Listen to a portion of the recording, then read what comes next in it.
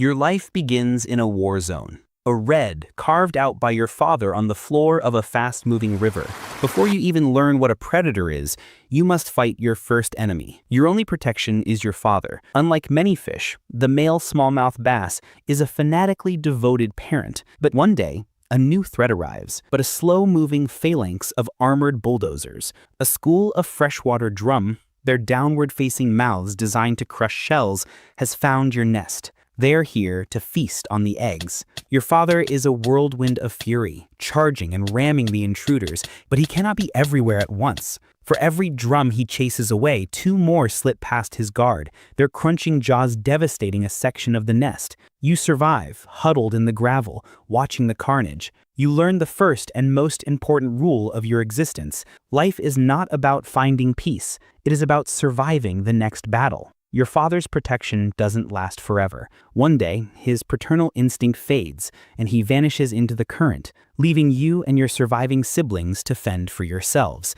You are now a solitary warrior, driven by a ferocious appetite and a genetic need to fight. You learn to hunt. Your first true duel is not with a fish, but with a creature of armor and claws, a crayfish. You see it scuttling between the rocks, a perfect meal that fights back. You don't charge head-on. That is for fools.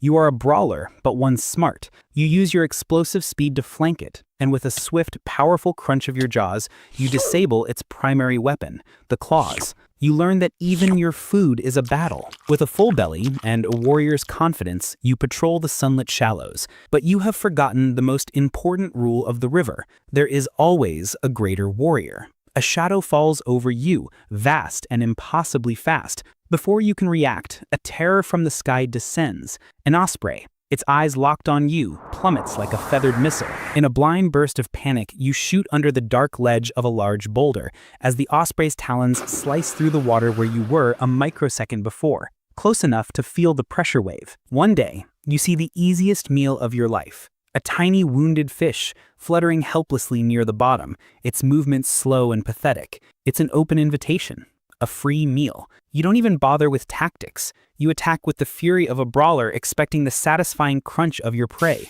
But at the moment of impact, the fish disintegrates. It explodes into a milky cloud of microscopic particles that you inhale in your attack. It was a lure.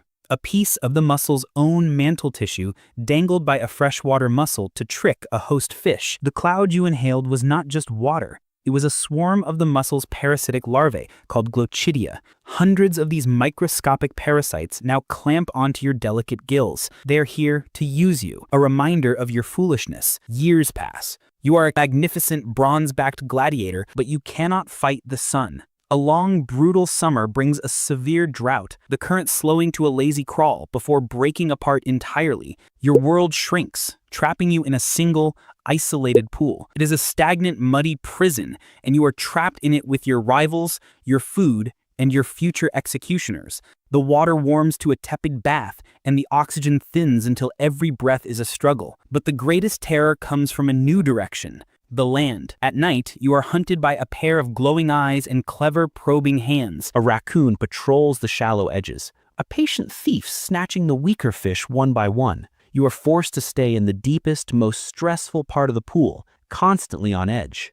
During the day, a new monster arrives, a sleek, hyper-aggressive mink. It dives into your pool, a blur of fur and teeth, a semi-aquatic killer in a closed arena. You engage in a brutal, close-quarters brawl, escaping its jaws but not without a deep gash on your flank. The rains have returned, and your river kingdom is reborn. And now you patrol your new territory with a violent need to reassert your dominance. Every shadow is a challenger. Every movement is a potential fight. It is in this state of high alert that you see it's a fat, lazy shiner dangling limply in the current. You strike out of pure, unadulterated fury. The battle is the most epic of your life. You unleash every ounce of your legendary power. You make powerful, surging runs that threaten to snap the line.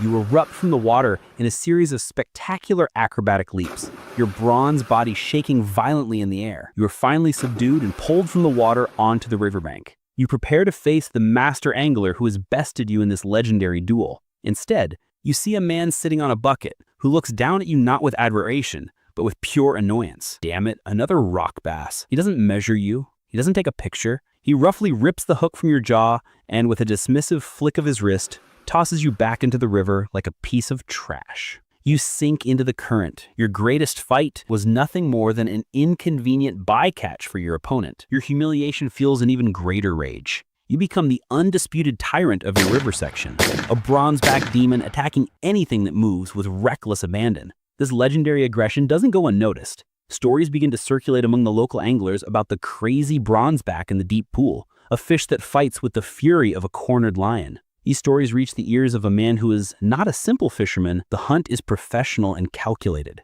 The collector arrives not with a bucket and a worm, but with a high-end boat and specialized gear designed to catch and transport a trophy fish alive.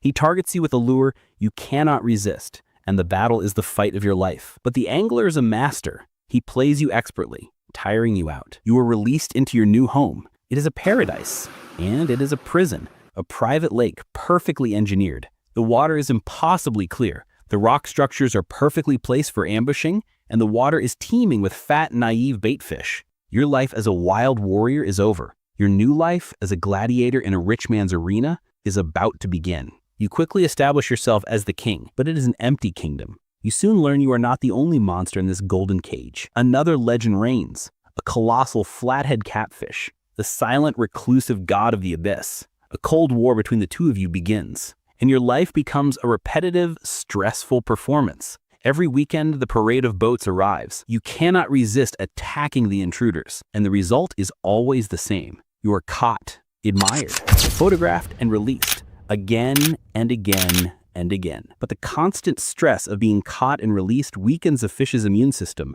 making it vulnerable. You are caught multiple times in a single day, your exhausted body weighed on a digital scale, your fighting spirit reduced to a number on a scoreboard as men cheer. Your wild, resilient immune system finally collapses. That pristine, overstocked private lakes are a breeding ground for bacterial infections. A disease sweeps through the population. You are powerless against this invisible enemy. You are weak, dying. And after being released one last time, battered and furious, you make a mistake. You chase a fleeing baitfish into the dark, murky territory of the flathead catfish. The confrontation is inevitable. The ever-opportunistic predator senses the end of your rival. He emerges from his dark lair for a final, dominant meal. He engulfs your dying body, but you are a warrior to the end. In a final, instinctive act of defiance, you flare the sharp, bony spines of your dorsal fin. The spine lodges deep in the flathead's throat. The giant thrashes, choking, unable to swallow or spit you out. Both of you are locked in a fatal embrace at the bottom of their golden prison, both victims of a world they were never meant to share. So what's the next creature we should explore?